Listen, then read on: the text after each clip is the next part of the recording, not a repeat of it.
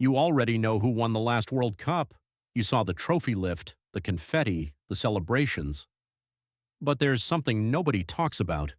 A single number has quietly predicted almost every modern World Cup winner. Not goals, not possession, not star players. Running. More specifically, high-intensity running. The teams that can still sprint in the 75th minute when everyone else is exhausted are usually the teams lifting the trophy. And the scary part? The data for 2026 is already pointing towards certain nations. It started back in 1954. Hungary were unstoppable. Puskás, Kossis, the greatest team on earth. They hadn't lost in 4 years. In the final, they went 2-0 up against West Germany after only 8 minutes. And then they collapsed. Germany came back and won 3-2 in what became known as the Miracle of Bern. But hidden inside that match was something historians rarely mention. Germany had covered more distance than any other team in the tournament. They were still pressing late into games while Hungary had burned themselves out earlier in the competition. That was the beginning of the pattern. Decades later, sports scientist Jens Bangsbo studied what separates elite winning teams from everyone else. His conclusion: the most successful teams weren't just running more, they were sprinting more.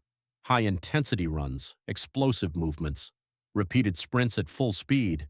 And when FIFA tracking data became advanced enough after 2006, the pattern became impossible to ignore.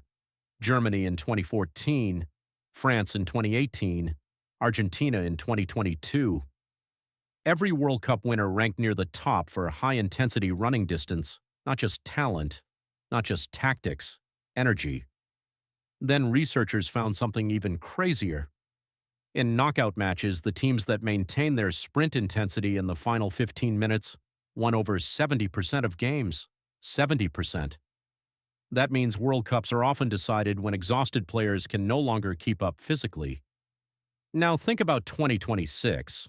This tournament will be completely different.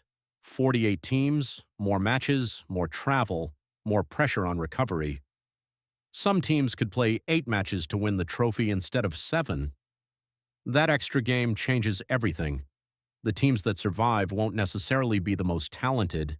They'll be the deepest, the fittest. The teams whose substitutes can sprint just as hard as the starters. And suddenly certain countries become very interesting. France, England, Spain. All three have spent years building squads designed for intense pressing and late-game physical dominance. But then there are the hosts, the United States, Canada, Mexico. Home advantage in football is real, and not just emotionally. Home teams sleep better, travel less, recover faster. Studies even show crowds increase player sprint intensity during matches, so now the equation changes: a longer tournament, more fatigue, more importance placed on conditioning and squad depth, and one hidden number sitting underneath everything: high-intensity running percentage. The ability to keep sprinting when everyone else stops. That's what won Germany the World Cup in 2014. That's what pushed France past Croatia in 2018.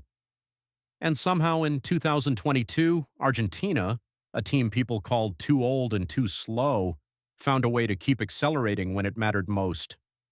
The stat was never really hidden. It's been sitting in FIFA performance reports for years. Nobody just told fans to look for it. But now you'll notice it everywhere. When the 2026 World Cup begins, watch the 75th minute. Watch who's still pressing. Watch who's still making explosive runs. Watch whose legs are gone. Because that's usually where the trophy is decided. Not by the best player, by the team that can still run when the rest of the world can't.